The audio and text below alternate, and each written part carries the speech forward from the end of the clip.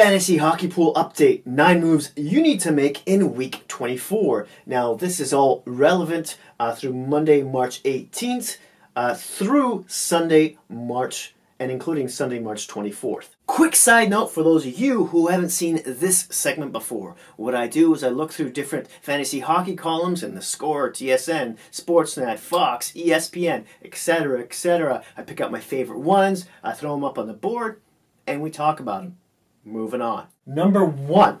These teams are playing 4 times this week. New York Islanders, Carolina Hurricanes, Arizona Coyotes, Colorado Avalanche, Montreal Canadiens, Chicago Blackhawks, Tampa Bay Lightning, Philadelphia Flyers, Washington Capitals, Vancouver Canucks, and the Winnipeg Jets. But the Sabres and the Rangers are only playing twice. Act accordingly. Number 2. Grab Colorado goalie Patrick Grubauer. Grab Grubauer. His last 6 games, he's had 3 shutouts, and he's a .971 save percentage, as opposed to Varlamov, who's only a .899 in his last 6 games. Now, Grubauer has started 3 of the last 4, and with 4 games this week, he's most likely to start 3 of them as well. Number 3, add Washington Capital winger Jacob Vrana. Now, the Capitals are playing 4 times this week. Not only that, but they're not playing on Thursday or Saturday, which are the most busiest times in the week, which make some of the players from this team even more important. Vrana's had 6 points in his last 10 games. Or you can consider Brent Connolly from the same team, who's had 10 points in his last 13.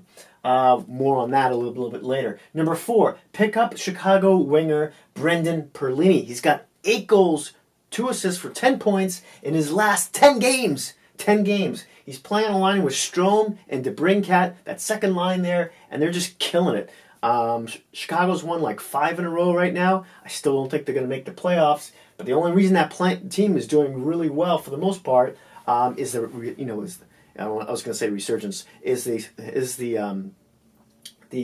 surgence? Is that even a word? Of the rising stars of the second line. Just metaphors. In any case, not to mention Corey Crawford, who's been playing well as of late. You never know with that guy. Hopefully, knock on wood. He sticks to the good play. And, of course, Chicago, as I mentioned earlier, is playing 4 times this week. Number 5, waiver looks for teams playing 4 times this week. The Vancouver Canucks. Think about winger Josh Levo. Think about defenseman Alex Edler. Think about goalie Thatcher Demko. For the Washington Capitals, also consider, besides Connolly and Vrana, who we mentioned earlier, Lars Eller, the center of that third line. Number 6, incorporate as few bench players as possible through the week. Obviously, but make a special effort to stay away from suiting them up on Thursday, in which there's 12 games going on, and on Saturday, in which there's 14 games, the 2 busiest days of the week. You should have no problem dressing a team for those 2 days. Number 7, scoop up Dallas goalie Anton Khudobin. Now, Bishop is day-to-day right now with a lower body injury, and Khudobin, he doesn't have the greatest record. He's 13-15-3, but he's got a 2.54 goals against and a .925 save percentage. The issue is Dallas doesn't seem to score enough goals when he's in net.